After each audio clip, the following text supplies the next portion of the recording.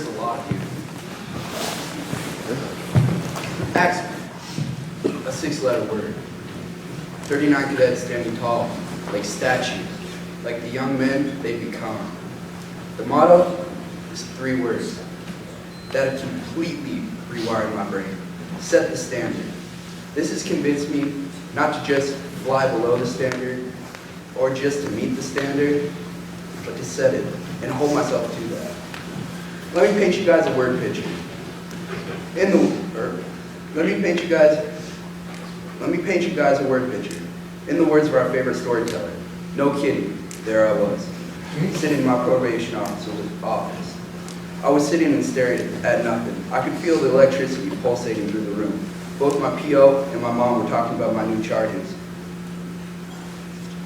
and my options. Eventually, my mom and I started talking to her about the Youth Challenge Academy, which my mom wanted to volunteer me for.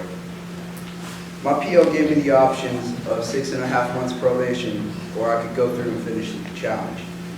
As the motivator, Tech Sergeant Mullen would say, challenges breed champions. So I took the challenge. I was most definitely not happy at first. I was leaving my friends and family. But deep down though, I knew I needed to change my ways. I needed to change my ways because even though I had a decent childhood while I lived in Colorado, I started to slip in my teens. I began my spiral downwards with gateway drugs and alcohol at a young age.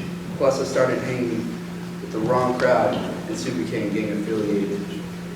Soon after, I started messing with a lot of hardcore drugs. I continued to choose the easy wrong over the hard right. I was failing out of school, then I was sent to an alternative school. My parents divorced when I was young. I used that for a reason, is why I drank and drug.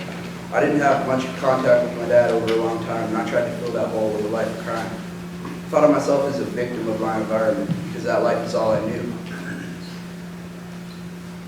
I continued on that path, that attitude for a long time. It took a lot of events to convince me 100% that I didn't want to live that lifestyle anymore. I lost friends to drugs, alcohol, violence, etc., etc. The event that pushed me to change the most is the fact that I had disappointed my mom and my sister, the only 2 people that have ever only wanted the best for me. While we were still living in Colorado, my mom had a job working in a small church. We had to live on a small payday, but we always made it work. Then something amazing happened. My mom got a job offer from the BLM, where she worked before I was born. Only issue was, it was in this potato-loving state called Idaho. This strange little town called Twin Falls. I was angry at my mom at first because I had to move away from my life in Colorado. All my friends and the house I grew up in, which was honestly probably for the best. Once I got through my immature head that it isn't about me and we needed the money to live a life not in a poorhouse. So halfway through 8th grade, I moved to Twin Falls. It seemed tiny and boring compared to Longmont, Colorado. I wasn't able to attend school for a month until the new semester came around. In that time, I figured out how much time one can kill mastering Battlefield 4 and rising to the top 5,000 in the world. After that month, I started school, well, sort of. I hardly ever showed up, and when I did, my mind wasn't there with me. That same mentality continued all the way through my freshman year in high school, where I was still heavily involved in drugs and fighting. I completely failed all classes except for PE, surprisingly. Plus, I received my first tobacco ticket. And then, soon after, I got my first possession charge and paraphernalia charges. I was failing out of school, thinking of dropping out, and now I got fines and a record. This brings me to the present, to the point I realized I needed to change. I needed structure and discipline. That's what the IYCA offered me in bundles. On the drive up here, I was wired on a crazy amount of energy drinks. I ate my weight in road trip food. And when my mom and I, plus a fellow cadet and her family, finally made it after that long drive to Pierce, we saw those signs welcoming me and all the other soon-to-be cadets. It made me feel welcome and wanted. The feeling I got climbing up the steep hill was a strange feeling. I was nervous, scared, angry, sad, all at once, but I was ready to start over. First moment, I realized the camaraderie of the Axe Bay was the first run that we ever went on. As you guys can guess, by my figure, I'm no runner. Towards the end of acclimation, we exited the academy with Tech Sergeant Pratt and went into a double time down the hill. Easier for me, I'm top heavy. But later down the gravel road, I started having trouble. I couldn't keep up. We had to stop and Tech Sergeant Pratt put me in the front, set the pace. I was really embarrassed at first. I didn't like all that attention on me. The sweat was pouring down my face. My lungs burned after years of smoking. I started slowing, but my axe brothers started chanting, Mitchell, Mitchell, yelling various things, but pushing me all the way.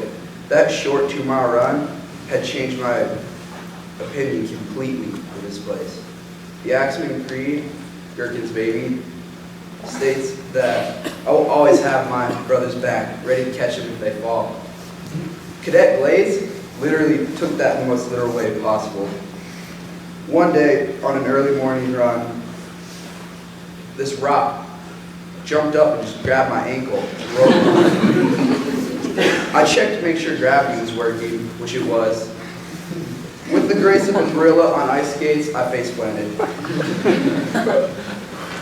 This is where Cadet Glaze literally picked me up and put me on his back and carried me all the way back to the barracks. The Axe Flight is a brotherhood, a big, happy, somewhat dysfunctional family. Esprit de corps. As some would break it down in basic terms, it means brotherhood. Like brothers, we all fight, but there's not a single one of my fellow axemen that I would not call a friend. You know, I'm really going to miss it here at the academy. I'm going to miss all my tech sergeants and mass sergeants. They have helped provide the support I was missing in my life. I'm really going to miss Tech Sergeant Farnsworth because she's always been a tech sergeant that knows how I feel and has helped me deal with a lot of stuff. I'll never forget Tech Sergeant Nelson's weather forecast. Every day, it was buckets of sweat.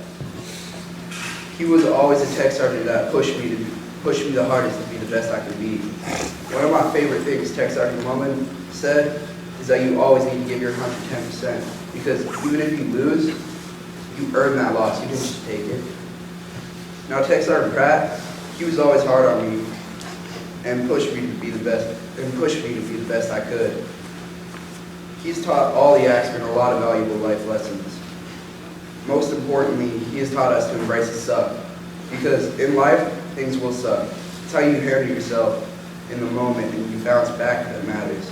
Now, Master Sergeant Bonner, he has taught all of us how to keep our cool.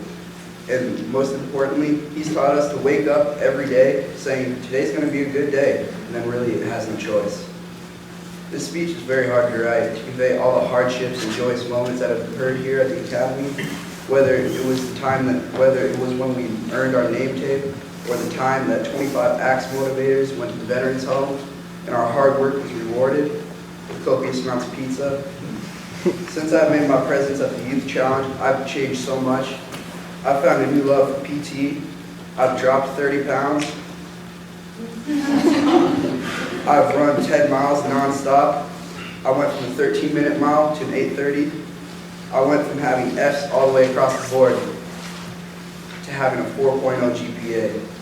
I've realized my full potential. I've realized that life is 10% what happens and 90% how you take it. I thank all the cadre and all the staff members who have helped me realize my potential.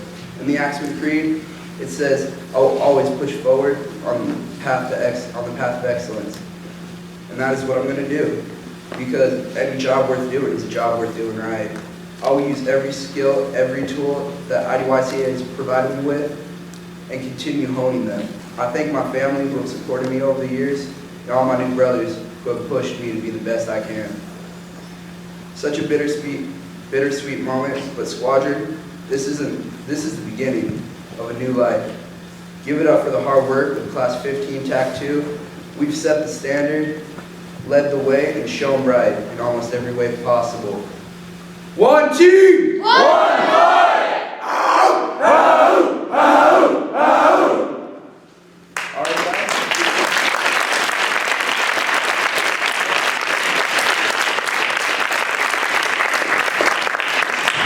Now we'll welcome Cadet Miller K to the stage.